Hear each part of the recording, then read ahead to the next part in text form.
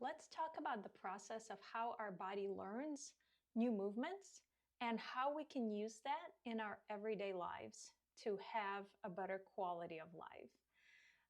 So, I have a baby who is now 14 months, and I have watched her learn the movements from scratch, right? So, she started by rolling over, then she started to crawl, then she started figuring out how to walk.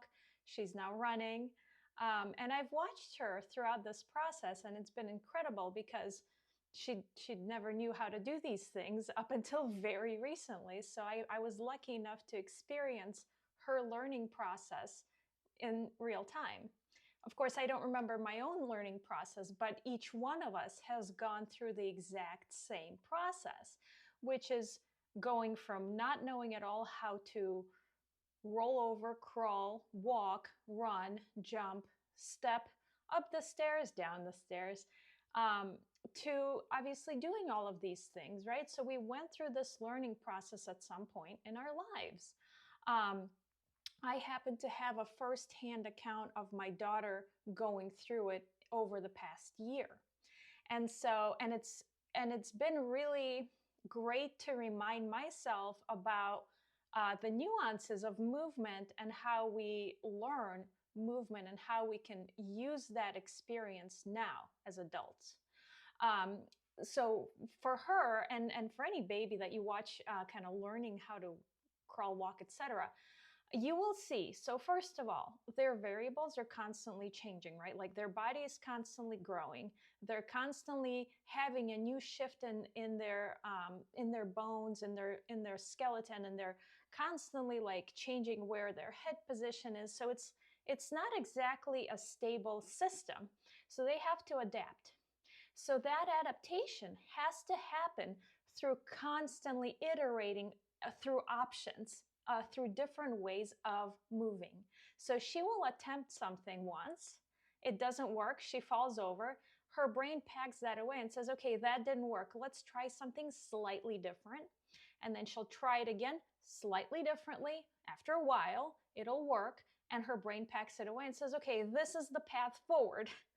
Right. And she keeps going like that. Right. So when she was trying to figure out how to walk, she had a lot of variables happening, right? Like she had to figure out how to balance her enormous head on top of her tiny baby body and her little feet, and it was like not obvious at all how she was going to make it work. I mean, we were all watching like, how is it possible for such a tiny human? She was 9.5 months at the time. Like, how is it possible for this tiny human to figure out how to walk? So she has to balance her head on top of her tiny body. And then she has to, put one foot in front of the other. And as she shifts her weight forward, figure out how to balance then, right? Like there's so many components involved in simply taking a step. So she would use the wall for feedback, right? So she would hold on. The wall is there to be safe, right? So the wall gives her feedback. She can fall into the wall. And then she would constantly iterate with head position, with foot position, with butt position, right? Your butt is the counterbalance to your head effectively. So she's constantly changing the variables slightly. And her brain is saying, okay, this way is working, this way I fall, right? And she continues. And so I noticed that certain things she used to do that she would fall, she no longer falls when she does them. Now, my job has always been to let her fall and then figure out how to not fall. So that's me stepping back and not trying to teach her. I have nothing to do with her figuring out how to walk and crawl, etc. It's everything to do with her own process that she uses to figure this stuff out. And I just have to step back and let her, because if I start trying to say, don't do that, you will fall, then she doesn't have a chance to iterate and figure out why that particular movement pattern does not work for her and why this one will. So only through the iterative process does she kind of gain that feedback, and then she can use it later on to then walk and run, and now she's trying to jump. And so we have this step that divides the rooms, and so the step is a step down, and we're all worried that she's going to face plant.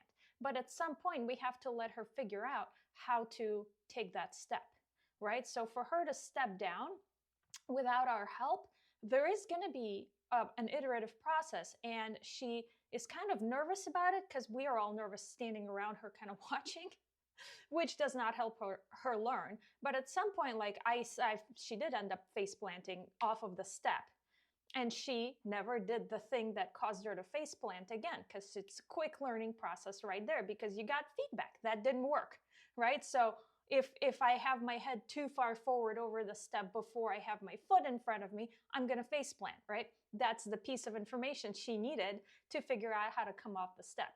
So that is the learning process that we all go through. However, what happens next? So we figured out, we adults, right? We've gone through this. We learn how to walk, we learn how to take steps down, we learn how to go up the stairs, we learn how to jump, run, etc. Right? So we have conquered all of these movements, and we packed away all of this information, and we use it all the time. But then we got layers and layers and layers of more body history now being carried with us. How does that body history develop? So of course it's our parenting. So again, I really have to stop myself, but I do it all the time as well. Like, be careful, don't run, don't do that, slow down, don't climb that, you'll get hurt. All of this information is also getting packed away, right? So this is dangerous.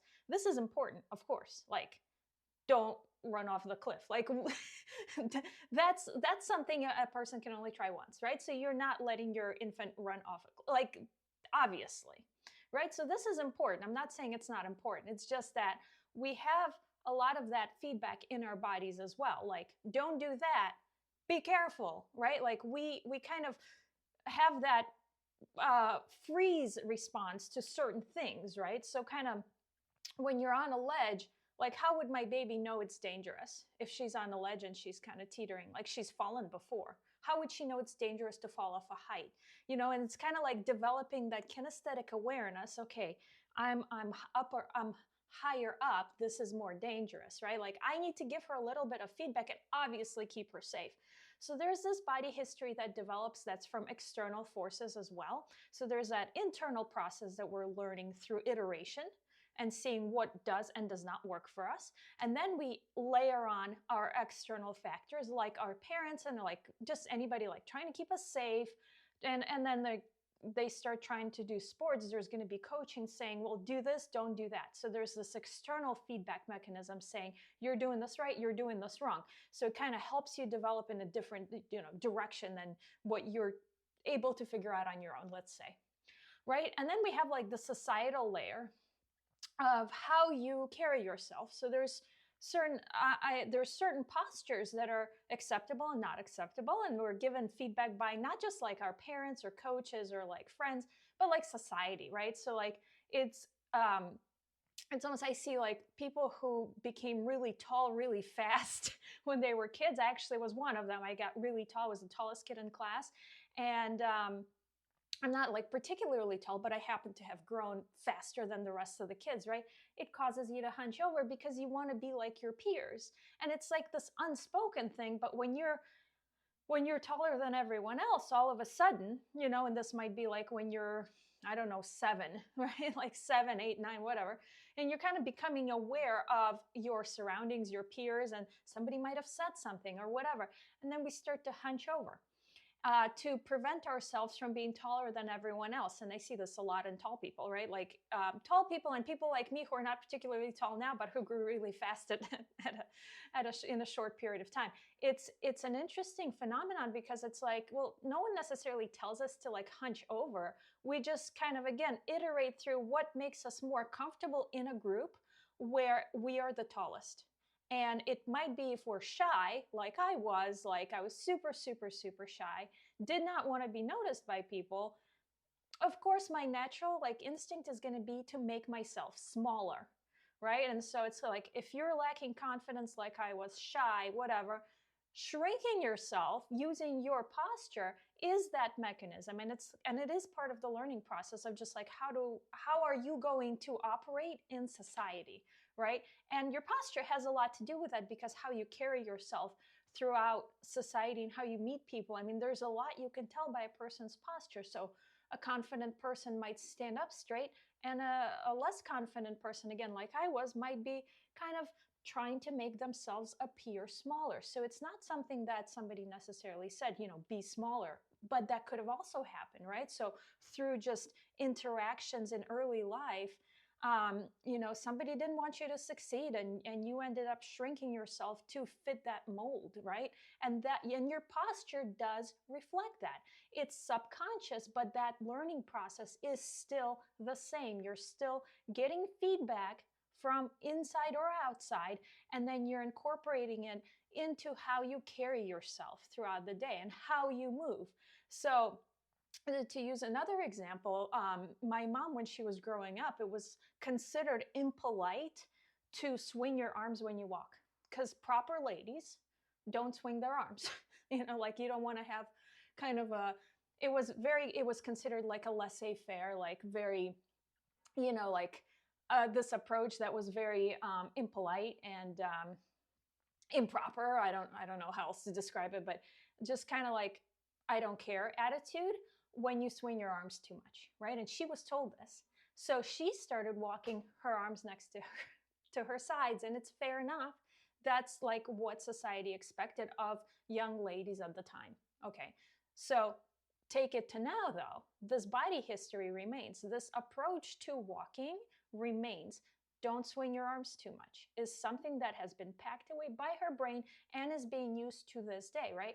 So getting her to swing her arms simply because it's going to unlock her ease of motion and make her walking more efficient, unlock some back pain issues. Like, we need to swing our arms when we walk. It's actually a completely natural, biomechanically important way of walking, of moving. It's really difficult to get her to not keep her arms by her sides like she was taught as a young girl, right? So there's so many things that our body packs away and carries with it. It is really fascinating to me because now I'm in my 30s, soon to be 40s, very much trying to unpack those histories. So those stories that we were told by our caregivers, by ourselves, by our peers, by our society, it doesn't matter, right? But it somehow ended up being absorbed by our subconscious, and we carry it around with us. And so whether it's don't swing your arms, whether it's slouch or don't slouch, and you're being a rebel, somebody told you stand up straight like 15 times a day, well, you're going to rebel against that because, why? Like, I'm fine, right? Like, don't tell me what to do. And so you might be slouching just as a result of that. Like, it's just that's your tiny adorable act of rebellion. I'm gonna slouch because you're telling me to stand up straight. Whatever it is, it's part of every single person's experience of how we carry ourselves throughout the day. So where do we land now? Well, layer on top of that how we carry ourselves throughout the day based on that feedback, and then our chosen profession, our chosen activities. That also obviously carries throughout our body as a history, right? So I have a history of running, for example. Like, I ran track and field, and I ran hurdles, and that back pain has carried on throughout because I have a certain way of moving, because for 10 years, I was thinking how to get faster at running, through hurdles. Okay. That carried through the way I approach movement. Okay. Somebody who has a history of doing ballet or gymnastics, they might have, a certain way they carry their rib cage as a result of learning those types of movements. Right. And then the chosen job that we have been doing for many years now, right? So mine has always been sedentary. So college, and then any, grad school, and then of course my jobs have always been at the computer. It has always been computer-based work. So sitting in front of a computer, that is going to cause me to be my body to be a certain way throughout the day, just from sitting constantly. Like, you stiffen up, and then you're trying to do something else, but you carry that sitting throughout the day with you, because it's just something that you do probably more than anything else, right? So that history from starting to sit a lot when you started school, and then like progressed into a career, right? You sit and sit and sit and sit, and that's part of your body. Of course, it's part of how you move because you sit the most throughout the day. Not everybody sits that much, but it's just something that a lot of us do. Those who don't sit throughout the day, they will move differently, and they will have different aches and pains, and their body movement quality is going to be different. It not better or worse, but it certainly is prevalent that most of us sit all day. So anyway, so those layers and layers and layers affect how our body moves, and our body has this history that we sort of like don't consciously think about. I do. That's my favorite thing to think about. But it's just sort of in our subconscious, and it affects how we learn new movements. It affects how we perform current movements, and it affects our aches and pains throughout the day, and so on, right? So it's kind of like we land in our 30s and 40s, and we have some stiffnesses, and we have some injuries, and aches and pains, and mobility issues, and your shoulders are here, and that's just what you're used to, right? So we're used to certain ways of moving, and we kind of have our body, our mind, and our body have normalized those ways of moving, right? And we're kind of confused, like, well, this is it. Like, this is how the aging process. This is how I age, because I've hit my 30s or 40s or 50s, whatever, and now I'm feeling stiff. Well, that's just part of it, right? But I remind you that it's a result of years and years of moving a certain way and believing a certain things, and just kind of going through life the way you went through life, right? It's just part of that. So it's not necessarily aging, it's just your body packing away this history. And then we accept that as normal. But I'm here to say that it's not necessarily something you have to live with. It's something that you can revisit again. So my whole idea here is that we can revisit the way a baby learns movements now. Nothing is stopping us from going through this iterative process of learning to move again, right? So if you are used to sitting a certain way, you're used to carrying your head a certain way, and so on, right? And you are experiencing stiffness and aches and pains, and you say, well, my hips are just not the same anymore, and so on. You still have options to change that, and you can approach that the same as a baby would to learn something.